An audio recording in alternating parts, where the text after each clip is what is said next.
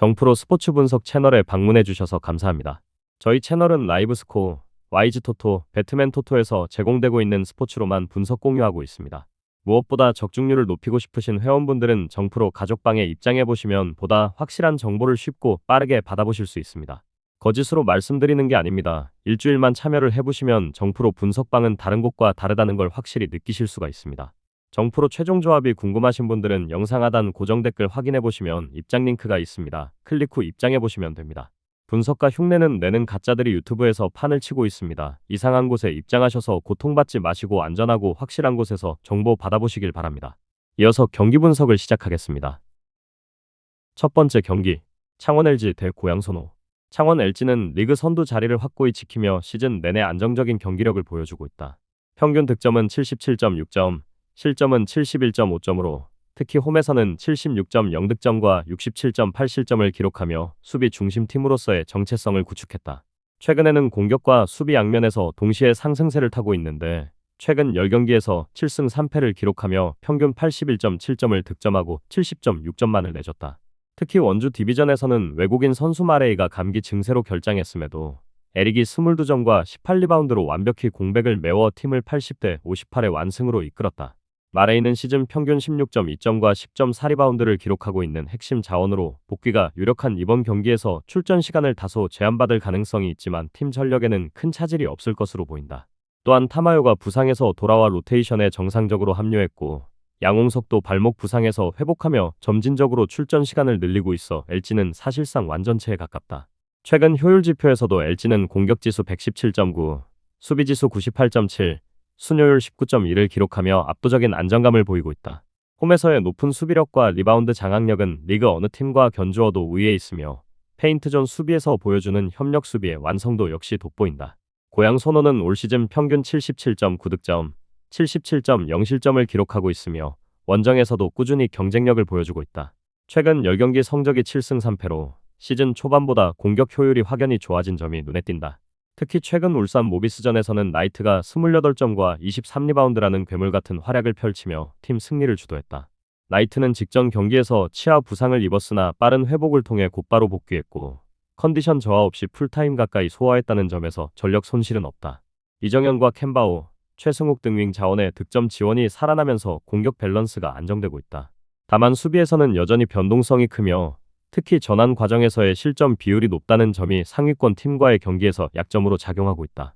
그럼에도 나이트가 골밑에서 세컨드 찬스를 만들어내는 능력이 탁월하므로 리바운드 싸움에서 LG를 상대로 쉽게 밀리지는 않을 가능성이 높다. 최근 5경기에서 보여준 공격지수 116.6은 시즌 초반보다 눈에 띄게 향상된 수치로 페인트존 공격 비중이 높아지며 전반적인 득점 효율이 개선된 결과다. 그러나 LG의 수비 전환 속도와 협력 수비 완성도를 고려하면 이번 경기에서 소노가 평소처럼 고득점을 유지하기는 쉽지 않아 보인다. 양팀은 이번 시즌 들어 4차례 맞붙었으며 LG가 3승 1패로 우위를 점하고 있다. LG는 특히 홈에서 치른 경기에서 87대 74로 완승을 거둔 바 있다. 양팀 모두 최근 경기력이 좋은 가운데 LG는 탄탄한 수비와 페이스 조절 능력을 바탕으로 경기를 지배할 가능성이 높다. 마레이의 복귀 여부에 따라 인사이드 로테이션이 약간 달라질 수는 있으나 에릭의 최근 컨디션이 절정에 이른 만큼 팀의 골밑 안정성은 유지될 것이다. 반면 소노는 공격 루트가 나이트 중심으로 집중될 경우 LG의 수비 압박에 의해 효율이 떨어질 여지가 크다. 경기 양상은 초반 팽팽한 흐름 속에서 중반 이후 LG의 조직적인 수비와 높은 집중력이 빛을 발하며 점차 간격을 벌리는 형태가 예상된다. 실점 억제 중심의 LG 스타일을 감안하면 총득점은 시즌 평균보다 다소 낮게 형성될 가능성이 높으며 홈 강세 흐름 속에서 LG가 후반에 승부를 결정지을 것으로 보인다. 결국 언더 양상 속 창원 LG의 6점 차 이상 승리를 예상한다. 두 번째 경기, 원주 DB 대 울산 모비스. 원주 DB는 올 시즌 꾸준한 상위권 흐름을 이어가고 있지만 최근 들어 전력의 균형이 다소 흔들리고 있다. 특히 팀의 핵심 포워드 강상재가 시즌 도중 부상으로 이탈하면서 평균 10.7득점 4.8리바운드의 공백이 뚜렷하게 드러난다. 이로 인해 4번 포지션의 수비 로테이션이 흔들리며 페인트존 내 실점이 늘었고 수비 리바운드 장악력 역시 예전만큼 안정적이지 않다.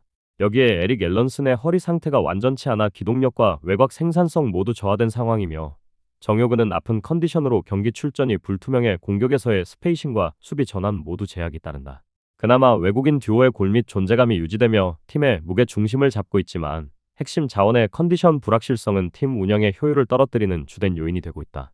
원주체육관에서의 경기력은 여전히 리그 상위 수준이지만 경기 후반으로 갈수록 체력 부담이 드러나는 패턴이 반복되고 있고 최근 경기에서도 근소한 점수 차에 승부가 늘어나는 추세다. 이에 맞서는 울산 모비스는 올 시즌 일정한 수비 강도를 유지하면서도 공격 전개에서 분명한 한계를 보인다. 시즌 평균 득점이 70점대 초반에 머물러 있으며 이는 리그 평균보다 낮은 수준이다. 빅맨 중심의 공격 구조에 대한 의존도가 높고 날개와 가드 라인에서의 득점 생산 편차가 크다는 점이 문제로 지적된다. 그러나 서명진의 패싱 게임과 피게로와의 변칙적인 돌파는 상대의 수비를 일시적으로 흔들 수 있어 상대적으로 높이가 떨어지는 DB의 인사이드 약점을 공략할 가능성도 있다. 모비스는 최근 리바운드와 턴오버 관리에서 기복이 있었지만 기본적인 수비 조직력과 박스아웃 완성도는 리그 중상위권 수준을 유지하고 있다. 원정 경기에서 다소 소극적인 득점 흐름을 보이는 대신 수비 집중도를 높여 경기 자체를 느린 흐름으로 가져가는 경향이 강하다. 이 점은 최근 실점이 늘어난 DB를 상대로 경기 속도를 제어할 수 있는 주요한 변수로 작용할 것이다. 두 팀은 이미 여러 차례 맞대결을 통해 서로의 스타일을 충분히 파악한 상태이다. 원주 DB는 여전히 전력상 우위를 지니고 있으나 시즌 초반의 폭발적인 득점력은 다소 줄어들었다. 강상재의 공백과 앨런슨의 컨디션 난조가 겹치며 4에서 5번 포지션에서의 활동 범위가 좁아졌고 이는 곧 공격 전개 리듬의 저하로 이어지고 있다. 경기 초반에는 홈의 이점을 살려 강한 압박 수비로 리드를 잡을 가능성이 크지만 모비스의 안정된 리바운드 운영과 효율적인 세트 오펜스가 한두 쿼터 후부터 균형을 회복할 전망이다. 두 팀 모두 최근 경기당 득점이 리그 평균 이하로 수렴하고 있으며 공격보다는 수비 중심의 공방이 예상되는 만큼 경기 전체는 낮은 득점 구간에서 진행될 가능성이 높다. 중심 자원의 공백과 컨디션 저하를 감안하면 원주 DB가 주도권을 유지하되 마무리는 5점 이내의 근소한 차로 귀결될 가능성이 크다. 언더 양상 속 원주 DB의 5점 차 이내 승리를 예상한다. 세 번째 경기, 신한은행 대 BNK썸. 신한은행은 시즌 내내 부침이 심한 흐름을 이어가고 있다. 평균 득점 62.2점, 실점 68.4점을 기록 중이며 홈에서는 득점이 더 떨어지는 59.6점에 그치는 반면 실점은 비슷한 수준을 유지한다. 최근 KB전에서는 홍유순이 폭발하며 28점을 올리고 신이슬이 20점을 기록하는 등 공격에서 순간적인 집중력을 보여주었지만 전반적인 공격 효율은 여전히 리그 하위권이다. 최근 홍유순, 신이슬, 신재현, 최희샘, 미마 루이가 모두 출전하고 있으며 잔부상 소식은 있으나 실제 결장은 보고되지 않아 실전 출전이 유력하다. 신한은행은 빠르게 시작해도 후반의 페이스를 유지하지 못하는 패턴이 많아 단기 폭발력을 보여주더라도 치밀한 리듬 조절이 중요하다. BNK썸은 이번 시즌 평균 득점 61.9점, 실점 64.3점을 기록하며 수비를 기반으로 한 짜임새 있는 농구를 구사하고 있다. 원정에서는 득점이 다소 떨어지지만 실점 역시 감소하는 경향을 보이며 견고한 수비 집중력을 유지하고 있다. 최근 삼성생명전에서는 김소니아가 15점 10리바운드로 더블더블을 기록했고 이소희가 18점을 추가하며 안정적인 득점 분배를 이뤘다. 김정은과 김도연 또한 꾸준히 로테이션에 가담하며 팀 밸런스를 유지하고 있다. 리바운드 경쟁력에서 우위를 점하며 상대의 세컨드 찬스를 줄이는 전술 수행 능력이 돋보인다. 이번 경기 역시 김소니아의 높이를 중심으로 리바운드 우세를 노리고 신한은행의 빠른 공격 패턴을 차단하려는 운영이 예상된다. 특히 외곽 방어에서 불안 요소가 있던 지난 경기의 문제점을 일정 부분 보완하면서 중거리와 속공 득점 효율을 끌어올리는 것이 관건이다. 두 팀 모두 최근 경기에서 총점을 낮추지 못한 흐름을 보이고 있지만 각각의 공수 성향을 고려하면 공격보다 수비의 세밀함이 경기 향방을 가를 것이다. 다만 신한은행은 홈에서 경기할 때 평소보다 공격 시도가 많고 초반 템포를 빠르게 가져가는 경향이 있어 경기 초반에는 다득점 흐름이 나타날 가능성이 있다. 하지만 BNK썸은 이러한 빠른 리듬을 제어하며 자신들의 수비 전술을 이어갈 것으로 보인다. 결국 이번 대결은 득점보다는 상대의 리듬을 얼마나 끊어내느냐에 따라 양상이 결정될 것이다. 신한은행은 잔부상으로 인해 최상의 몸 상태를 유지하지 못하는 선수들이 존재하지만 홈 이점과 최근에 상승된 분위기를 바탕으로 점수 차이를 크게 벌리지 않으려는 운영이 가능하다. 공격적으로는 외곽 슛 성공률이 일정 수준 이상 유지된다면 접전 양상으로 이어질 여지 또한 충분하다. 오버 양상 속 신한은행의 5점 차 이내 패배를 예상한다. 다음 경기 분석에 앞서 여러분들에게 조금이나마 도움이 되고 빠르게 정보를 받아보실 수 있는 곳을 마련해 두었습니다. 저의 영상의 하단 댓글을 확인해 보시면 카카오톡 링크가 있습니다. 클릭 후 손쉽게 입장이 가능합니다. 누구나 참여 가능하고 100% 무료로 운영하고 있습니다. 돈을 주고 유료 정보를 이용하시는 것보다 저희 멤버방에서 유료 정보와 똑같은 분석 정보를 받아보실 수 있습니다. 저희 멤버방에서 제공되는 정보들과 스포츠를 좋아하고 즐길 수 있는 멤버방으로 참여하시길 바랍니다. 함께 떠들고 즐겁게 배팅 라이프를 즐기셨으면 좋겠습니다. 무조건 당첨은 장담해드릴 수 없지만 당첨될 확률을 극대화하실 수 있습니다. 네 번째 경기. 한국전력 대 KB손해보험. 한국전력은 최근 흔들림 속에서도 꾸준히 득점을 유지하며 상위권 경쟁을 이어가고 있다. 그러나 주전 미들블로커 신영석의 결장은 여전히 뚜렷한 전력 누수로 평가된다. 그는 중앙에서 속공의 연결축 역할을 맡아왔지만 부상 이후 대체 자원의 경기 감각이 완전히 자리 잡지 못했고 그로 인해 속공 성공률과 블로킹 효율이 동시에 하락세를 보이고 있다. 공격 운영이 외곽에 쏠리며 측면 비중이 늘어난 반면 세터의 분배 능력에 따라 경기의 흐름이 불안정해지는 구간이 발생하고 있다. 그럼에도 불구하고 베논의 꾸준한 공격 기여와 리시브 라인의 안정은 긍정적인 요소로 평가된다. 홈 경기의 이점 속에서 한국전력은 템포 조절과 수비 전환 속도를 높이며 블로킹으로 이어지지 않는 볼에 대한 세컨볼 처리율을 끌어올리는 전략을 지속하고 있다. 중앙 약화 속에서도 적극적인 서브로 상대의 리시브를 흔드는 시도가 있을 것으로 보이며 이는 초반 주도권 확보를 위한 핵심이 될 전망이다. KB손해보험은 외국인 공격수 야쿠베 이탈과 새롭게 합류한 아밋의 출장 불발로 공격 구성에 변동이 생겼다. 야쿠베 빈자리는 홍상혁과 임성진이 번갈아 메우게 되며 나경봉 역시 무릎 통증 탓에 전체 세트를 소화하기는 어려운 상황이다. 외인 부재로 인해 공격 효율은 다소 낮아질 수 있으나 리시브의 안정도는 오히려 향상될 가능성이 있다. 이러한 구도에서 팀은 비에나 중심의 경기 운영으로 방향을 잡을 가능성이 높으며 박상하와 차영석을 앞세운 블로킹으로 높이 싸움에서 다시금 균형을 맞추려 할 것으로 보인다. 특히 최근 경기에서 세트 후반부 집중력과 클러치 상황 대응력이 향상되었으며 원정에서도 단단한 수비 조직력을 유지하면서 상대의 약점을 공략할 준비를 마친 모습이다. 야쿠비 빠진 공백은 공격의 결정력에 영향을 미칠 수 있지만 팀 전체적으로는 리시브 효율과 서브 집중도를 높이면서 중장기적인 안정을 꾀하는 방향으로 전환되고 있다. 이번 경기는 양팀 모두 주전 결장이라는 공통 요소 속에서 균형을 찾아가는 흐름이 될 것이다. 한국전력은 중앙 공격에서 신영석의 부재로 인한 효율 저하를 극복해야 하고 KB손해보험은 외국인 공격수 교체기에 따른 화력 저하를 보완해야 한다. 경기 양상은 초반 블로킹 맞대응에서 누가 먼저 리듬을 잡느냐가 큰 변수가 될 것으로 보인다. KB손해보험이 서브와 블로킹에서 우위를 점하지만 공격 집중도가 높아진 외곽 라인은 체력 부담이 누적되며 후반 세트에서 소강 상태를 보일 여지가 있다. 반면 한국전력은 홈의 흐름 속에서 점차 리시브 안정감을 되찾고 있으며 세트 후반에 따라붙는 운영으로 흐름을 이어가려 할 가능성이 크다.